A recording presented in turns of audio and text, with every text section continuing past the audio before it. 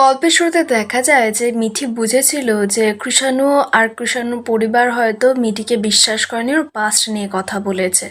তো তখন কৃষাণু ওকে বোঝায় একদমই নয়, তোমাদের পাস্ট তো আমরা জানি, আর তোমার পাস্ট নিয়ে কথা বলে আমরা কি করব, তোমার পাস্ট জেনে তো তোমাকে আমরা মেনে নিয়েছি, তাই না, অ্যাকসেপ্ট করেছি।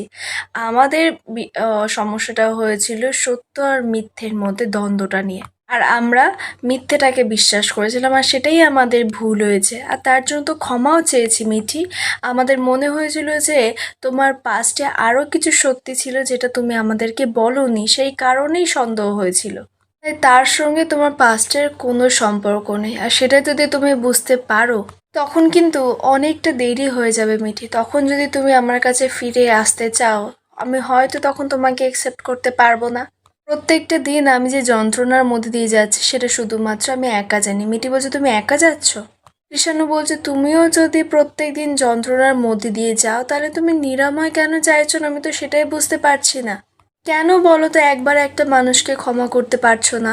এত ইগো তোমার, এত অহংকার, যে তুমি মেনে নিতে পারছো না। তখন মিটি বলছে, আমি মেনে নেওয়ার কে? আর তুমি ল্যাপটপটা কেন নিয়ে এসছো? তখন কৃষাণু বলছে, আমার ইচ্ছে হয়েছে, আমি চেয়েছিলাম তোমাকে এই ল্যাপটপটা দেবো, যে তোমার চাকরির ক্ষেত্রে এটা খুব দরকার, তাই আমি দিয়ে গেলাম। মিঠি বলছে, দিয়ে গেলাম মানে? তো কৃষাণু বলছে, ওই যে বললাম যে আজকের পর থেকে তোমার সঙ্গে আমার আর যোগাযোগ হবে না, দেখা হবে না। মিঠি বলছে, ও ব্যবস্থা তাহলে পাকা? কৃষাণু বলছে, ব্যবস্থা না করে তো উপায় নেই মিঠি, তাই না? আমি তো আর সারা জীবন তোমার পিছন পিছন ঘুরে বেড়াতে পারবো না। কিন্তু তুমি আমাকে প্রত্যেক নিয়ত অপমান করবে, আমাকে অবহেলা করবে, আমাকে মেনে নেবে না, অথচ আমরা বিবাহিত। মিঠি মিঠি বলছে, এই তো বললাম তো মিউচুয়াল ডিভোর্স হয়ে যাবে। কৃষাণু বলছে, তার মানে তুমি ডিভোর্সে রাজি, তাই তো? মিঠি বলছে, হ্যাঁ, আমার কোনো অসুবিধা নেই। কৃষাণু মিঠি অনেক ঝামেলা করে। কৃষাণু শেষ পর্যন্ত বলে, মিঠি আর একবার নতুন করে শুরু করতে চাও? আর একবার কি চেষ্টা করা যায় না? আমি কথা দিচ্ছি ঠকবে না। তুমি প্লিজ আর একবার বলো যে আমরা আবার নতুন করে শুরু করতে চাই। মিঠি বলছে, আমি শুধু একা সিদ্ধান্ত নিলে তো হবে না, বাড়ির সবাইকে তো জানাতে হবে, তাই না? তখনই বোঝা যায় যে মিঠি তো আবারও কৃষাণুর সঙ্গে সংসার করতে রাজি। কৃষাণু তখন বলছে, তার মানে তুমি তোমার জীবনের সিদ্ধান্ত নেওয়ার অধিকার সবাইকে দিয়ে রেখেছো? মিঠি বলছে, মতামতটুকু তো নিতেই হবে। কৃষাণু বলছে, ঠিক আছে, তুমি আজই মতামত নাও মিঠি। কৃষাণুর কথা শুনে কৃষাণুও কাঁদছে, মিঠিও কাঁদছে। কৃষাণু বলছে যে আমি এতগুলো কথা বললাম, তার মাঝখানে আমি একটাই কথা বলবো মিঠি, যে আই রিয়েলি লাভ ইউ, আমি তোমাকে খুব ভালোবাসি। মিঠি বলছে, আর আমি আমি কি তোমাকে ভালোবাসি না? তখন কৃষাণু বলছে, হয়তো বাঁচতে একদিন। তো মিঠি বলছে, বাঁচতাম একদিন? আমি ওরকম মেয়ে নই কৃষাণু, আমি আগেও ভালোবেসেছি আর এখনো তোমাকে ভালোবাসি। এদিকে বর্ষা তো ঠিক আড়ি পেতে পেতে ওদের কথাগুলো শুনছিল, মনে মনে বলছে, এই রে, এক্ষুনি হয়তো দুজন দুজনকে জড়িয়ে ধরলো বলে দুজনের মিল হয়ে গেল, জাগিয়ে ভালোই হয়েছে, একজন অন্তত তো বাড়ি থেকে বেরোবে। এদিকে কৃষাণু আর মিঠি তো কাঁদতে কাঁদতে দুজন দুজনকে জড়িয়ে ধরেছে। কৃষাণু মিঠিকে তারপর বলছে, চলো এক্ষুনি নিচে গিয়ে সবাইকে বলবে। মিঠি ফার্স্টে যেতে চাইছিল না, যে একটা রাত অন্তত কাটুক, কালকেও বলবে। কৃষাণু বলছে, না, তোমার কি এখনো মনে দ্বন্দ্ব আছে? তুমি বলো। তো মিঠি বলছে, আচ্ছা ঠিক আছে চলো, কিন্তু আমি এইভাবে যাব না। কৃষাণু বলছে, ঠিক আছে, আমার বাবা মা আসবে। মিঠি বলছে, আমি কি তোমার বাবা মার সঙ্গে সংসার করবো নাকি? কৃষাণু বলছে, আর বাবা, আমি তো আসবোই।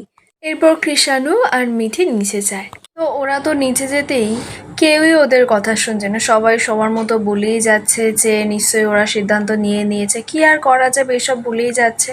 তো তখন কৃষাণু জানায় যে আমি মিঠিকে নিয়ে যাব। নতুন বলছে, নিয়ে যাবে মানে? কোথাও নিয়ে যেতে হবে না, যা সিদ্ধান্ত নেওয়া, যা কথা সব এখানেই হবে।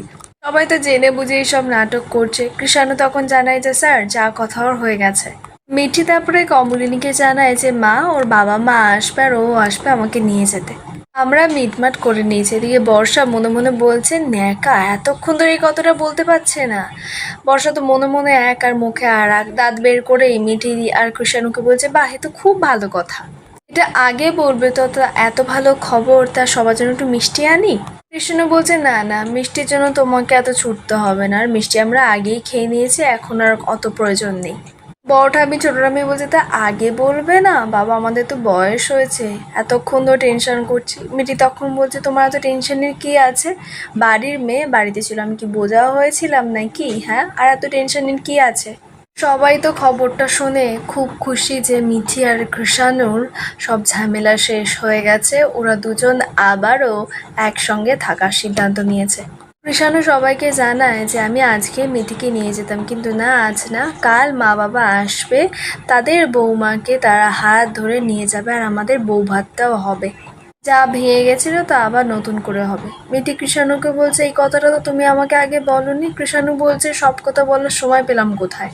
কমলিনী তারপরে হাসতে হাসতে মিঠিকে বলছে হ্যাঁ রে, যা সিদ্ধান্ত নেওয়া ঠিক মতো নিয়েছিস তো, কিন্তু পরে কিন্তু আমাদেরকে দোষ দিতে পারবি না, আমরা কিন্তু জোর করিনি। মিঠি বলছে না, তোমরা আমাকে জোর করতে যাবে কেন, আমি নিজের সিদ্ধান্তেই যাচ্ছি।